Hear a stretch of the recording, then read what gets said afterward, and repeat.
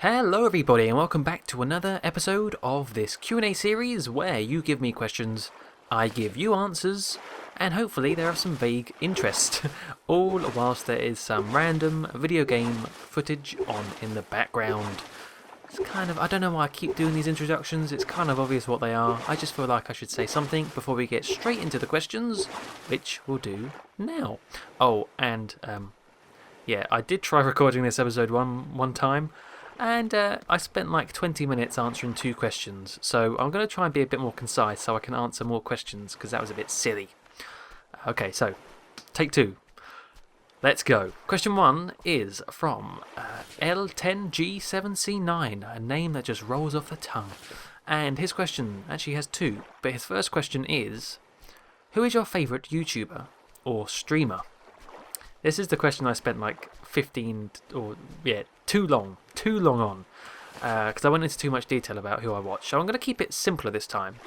And I wrote them down, they're right here. I've split them into 2 different categories for people who I watch, and I've just done it in terms of the bigger YouTube channels and the smaller YouTube channels, okay? Let's start with the bigger YouTube channels. The main group of people I watch on YouTube are part of they're part of a group called Mindcrack, and basically it's sort of it stems from a Minecraft survival server where they all sort of join up and play, but since then it's sort of stemmed into them playing other games, and it's just a bunch of YouTubers who, they're sort of under the sort of name of being a Mindcracker. And within this group there's tons of people, there's like 20-30 people. I probably watch not lots of them, but some people like Good Boulderfist. He was the one who started it all. BOO, Generic B, Etho, Pyropuncher, Jsano, obviously, because I'm on his server. Jsano is a Mindcracker. And there's probably some others that I'm forgetting. So yeah, a lot of those I watch, and it's just generally good because you get to see all the different games they play. They don't just play Minecraft. I'm going to actually separate one of those as well. Pyropuncher. I'm going to split him off into his own answer because I actually watched him before he joined Mindcrack. He used to do Call of Duty commentaries back in the day when they were the big thing with Call of Duty 4. Modern Warfare. I've watched him for years and years now, and I don't know, something about that guy. I think it's because we were pretty much the same age. So when he talked about stuff in his life, it often matched what I was going through, like going to uni mainly. That was the big one. And he does talk a lot about his life. So, it's very personal person, definitely on his channel, which gives you a good connection to his videos. I think that's really cool. He's moved on from doing Call of Duty stuff. It's more like it was Minecraft for a bit, and now it's kind of anything he wants to play. More YouTubers, so that's sort of like the Mindcrack people and Minecraft related things. Other big YouTubers, this guy's so good, Ashens. If you don't know who Ashens is, or you haven't heard of him, he is a British YouTuber who started off kind of doing reviews of these really cheap knockoff DSs and PSPs called pop stations. Really awful things with awful graphics. You can hardly call them graphics, to be honest. They're usually these things that come from China, and you get them on eBay. So he did reviews of these, which were pretty funny, and since then he's moved on slightly. He still does that sort of cheap electronic stuff, but he does now mainly Poundland stuff. Poundland, Pound World, Pound Universe, Dollar Store in America, I guess is the equivalent. So he does all the tat and all the rubbish you can get from those shops, and also he does lots of out-of-date food. And we're not just talking 1 or 2 months out of date. We're talking 20 years out of date food, like a tin of baby food or weird stuff that you kind of want to see how it's stood the test of time. And usually they haven't done so very well. And then he eats some because he's a weird person. But he's pretty good just because he has a very good kind of British sense of humour with sarcasm and all that sort of stuff. And also, he's someone on YouTube that really hasn't changed much at all in terms of the success he's had. He hasn't let any of that change who he is. So you could watch his videos from 5 years ago, and it's exactly the same guy doing the same jokes, which I think is really, really admirable that he hasn't let YouTube change him. and his content is still going strong because of that, I think. Last of all, for the bigger channels, is a slightly smaller one in comparison, but it's called Grand Illusions. And it's such a funny channel. It's basically this old man called Tim, who sits behind a table and shows off his toy collection. And we're not just talking like fluffy teddy bear toys, we're talking novelty toys, really. So every video will be like a theme. It might have novelty. One of the most recent ones was soaps, novelty soap bars, novelty pens, novelty hats. And this is stuff this guy's collected over 40 years. It's so crazy, but the old guy is so funny. He's so doddery and does all these weird sort of impressions and things, and facial expressions. Is really good, and they do a lot of optical illusions as well, hence the name Grand Illusions. So they're the bigger channels. Smaller channels, oh god, I'm still speaking too long about this. Smaller channels are as follows. Far-Fetched Reviews is this guy, another British guy who does video game reviews. Not really much to say about him apart from the fact he has a really good sense of humour. He makes me laugh, which is always good because I do laugh, but it takes a lot to make me laugh in a particular way, and he does it. There's the way he says things just offhand and all the little snippets of jokes. He does it really well. And plus he puts a lot of editing into his videos, and they're just high quality reviews, and he definitely does deserve more exposure, I feel, anyway.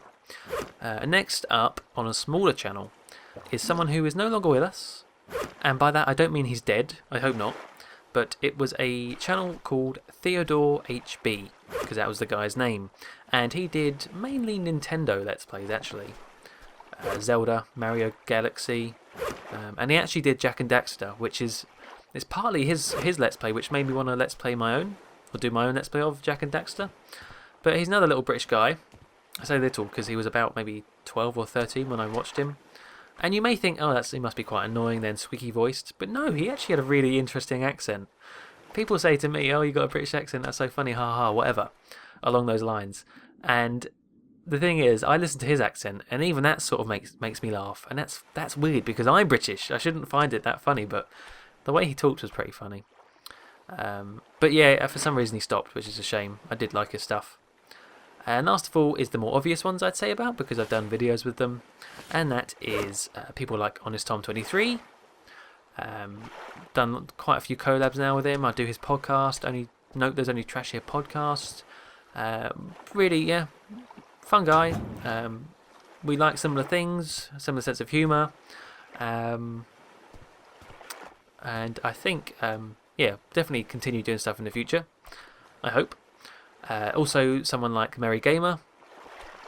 He's a cool guy, cool Australian guy. I met on the JSano fan server. We both got into that server at the same time. Done a few collabs with him now. And that kind of expands also onto the rest of the people on the server who make videos, because there's quite a few. People like Ace, Rad, Hollywood, Matthew, Dr. Taco makes some, I think. I like watching all of those people, to be honest, just because I like to see what's going on the server. But there you go. There's some bigger and smaller channels. I will stop there before I talk too long, but yep. Next question from L10 is, Mark, if you could decide what would be in the next Minecraft, what would you add?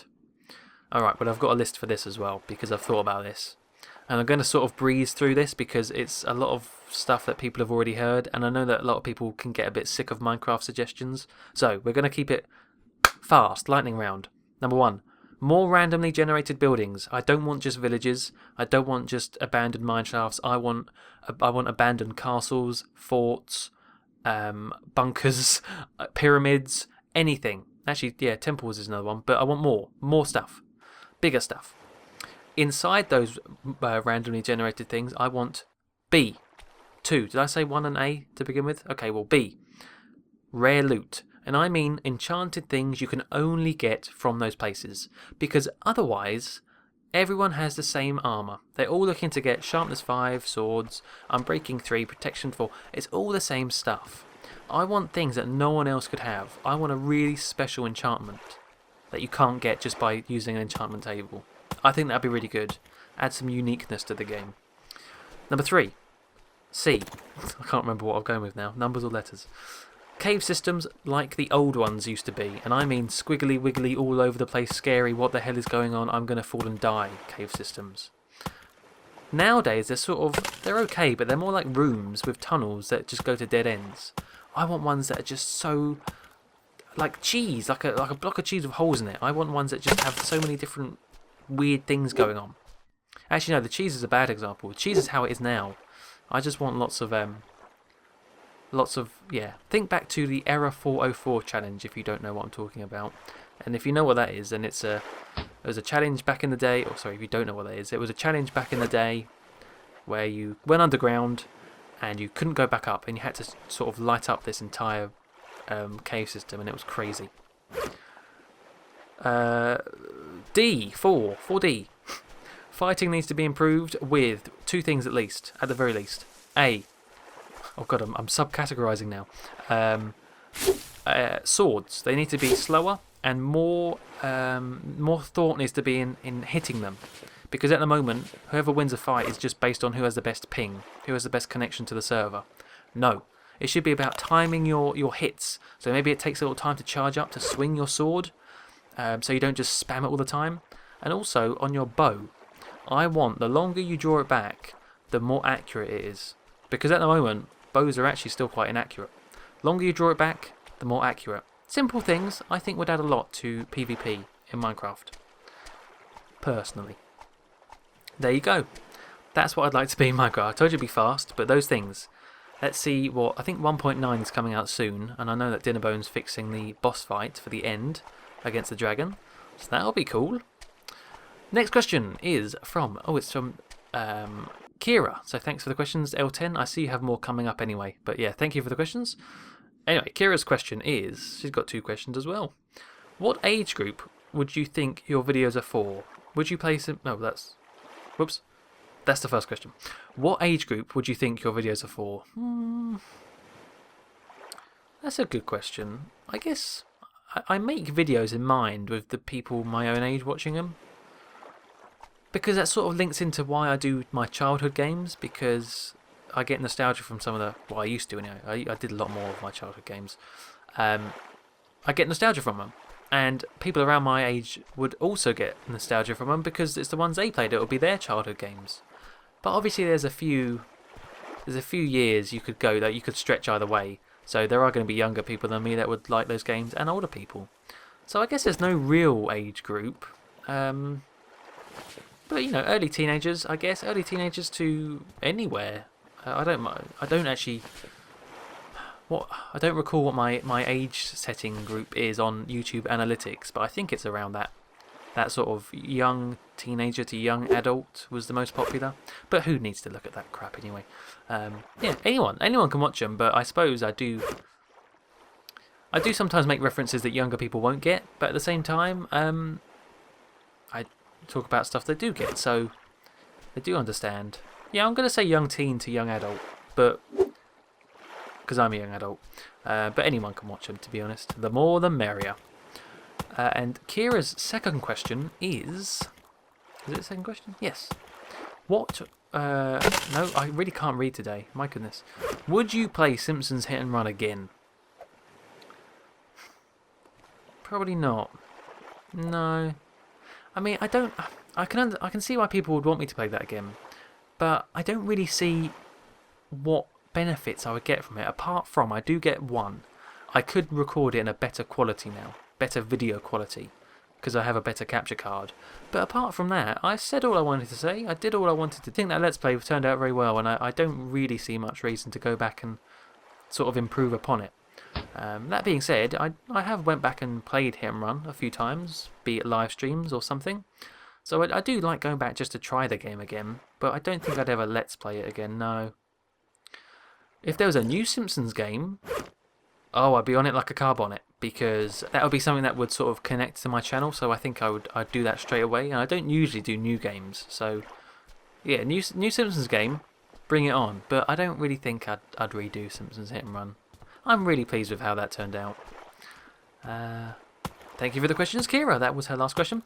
So, moving back to L10, he asked another question, it seems. What's the best building or house or build, okay, you have ever done on Minecraft? We want a picture. Oh. Alright, well, I have thought about this question, and I realised to myself that I didn't actually do many builds single player.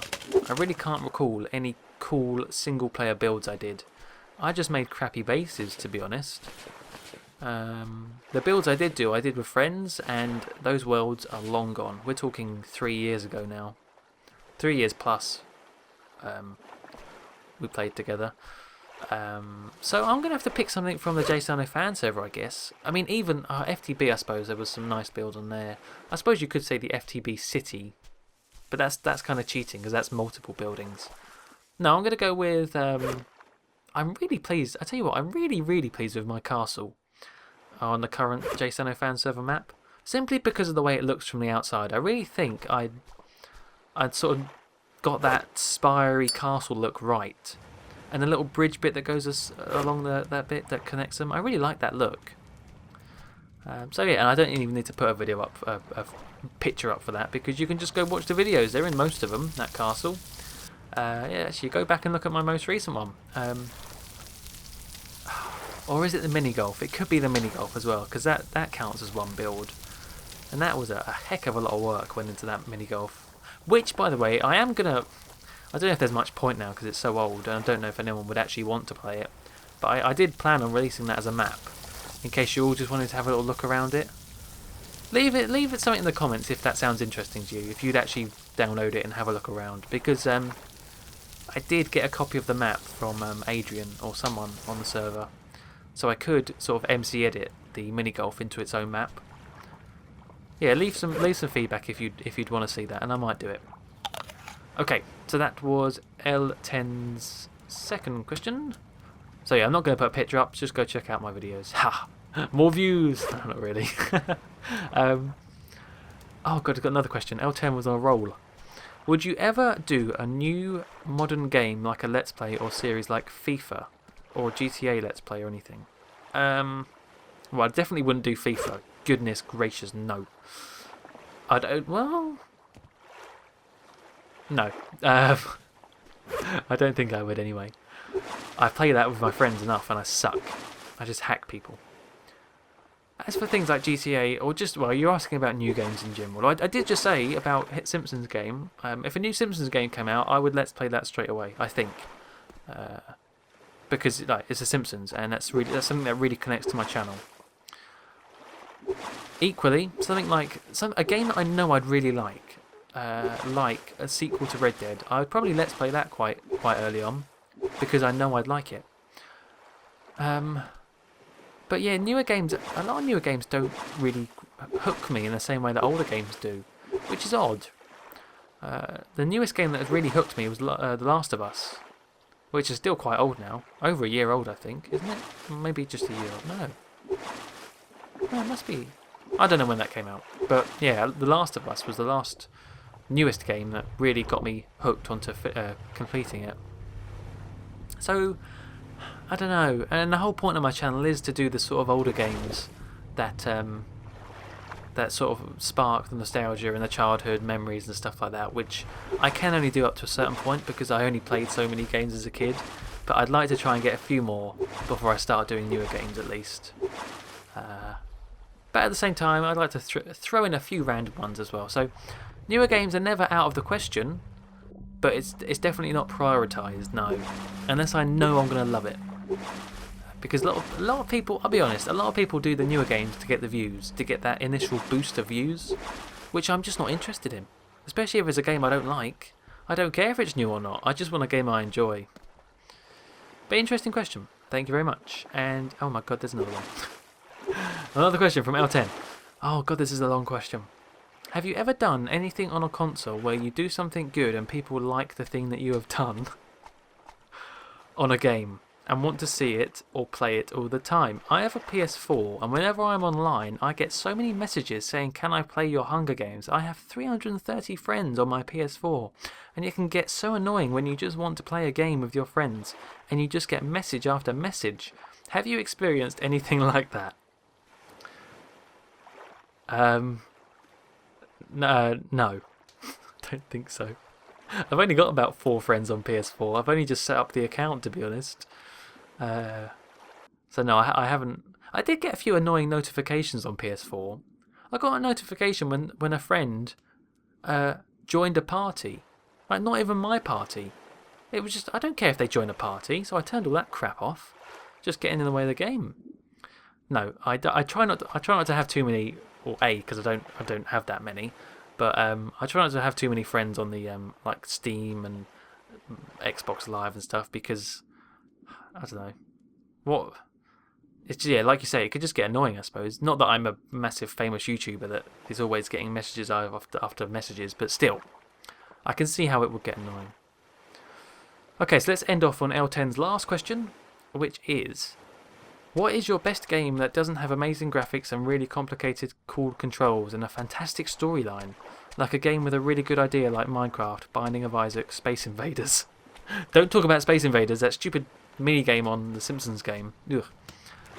Okay, so you're asking like the best game that's not a AAA title with best graphics. Okay, well then with that in mind, I'm going to have to say it will be a point and click, because point and clicks have, well, I'll talk about old ones like back from the 90s. They're good graphics, but they're not graphics you think of with games today. They have very simple controls, you point and click, and most of them have a really good storyline. I'm going to say either Indiana Jones and the Fate of Atlantis or Beneath a Still Sky. Both had really good storylines, a really just easy controls, and they both looked really nice. I'd probably say maybe Indiana Jones looked a little bit nicer. It's a tricky one. Yeah, let's go with Indiana Jones and the Fate of Atlantis. And the thing is, I still haven't seen all that game has to offer, because there are multiple paths. I really should one day. Maybe that's a live stream. I don't know. But yeah, check it out. Indiana Jones and the Fate of Atlantis. That's a good game. Okay then. Well, that is the end of L10's questions, and that will be the end of this episode. Oh, thank goodness, this take I managed to get a lot more questions in. Oh, I did speak a little bit faster there, but I did manage to be a little bit more concise, thank goodness. So yep, as per usual, I will turn the questions around to you lovely lot, particularly, who's your favourite YouTubers or streamers? Didn't talk about streamers because I don't watch many, but I'd like to know what your guys' favourites are, because it'll be interesting if there's any patterns for, because obviously you will watch me, so if you watch me, who else do you watch? Maybe there's a pattern to who you will watch. Maybe not, but it's interesting. And also, what was the other question I thought would be cool on here to turn around? Oh yeah, Minecraft. Any people that play Minecraft, what would you like added to the game as well? Because, yeah, there's lots of different options. People have tons of suggestions for that. But, as per usual, thank you very much for the questions. Please do keep them coming. You can send them my way via tweeting them at me, leaving them in the comments below, or looking in the description. There will be a Google link to a Google form for the questionnaire. You type in the question and send it like that. So, yep, I really do appreciate any questions you send. Keep this series going. Until next time, thank you very much for watching, and goodbye.